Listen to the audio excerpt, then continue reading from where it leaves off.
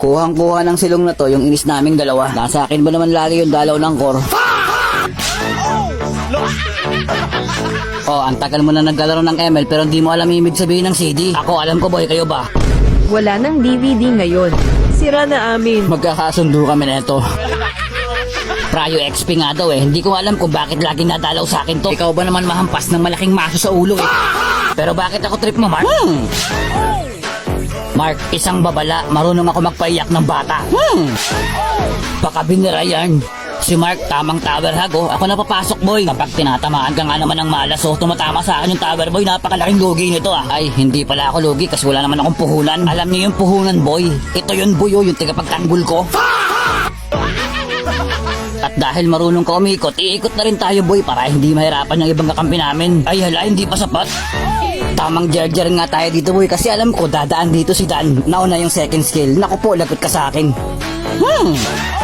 Oh, nandito si Francolino Salsalino. Ano gagawin dyan? Siyempre, papanoorin lang natin yan kung paano patay ng tropa ko yan. Tropa kami nito boy kasi malakas din tama nito eh.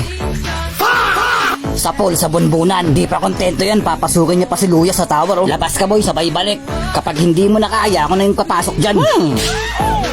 Sa puntong to, tamang push yung silong buyo, gumagawa ng pangarap. Ang laki ng pangarap mo boy, pwede ba akong sumama dyan? Sama mo ako boy, on the way na ako.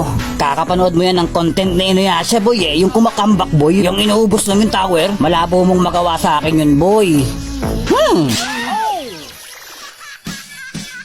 Ingat nagdadamo Franco. Bawal yan boy, nagdadamo si Francolino Salsalino. Sakit talaga ng tower mo boy, tumatama sa akin. Teka, kukuha lang ako ng magandang buwelo, di na kita papaligtasin boy. Pumapasok na ako kahit may tower.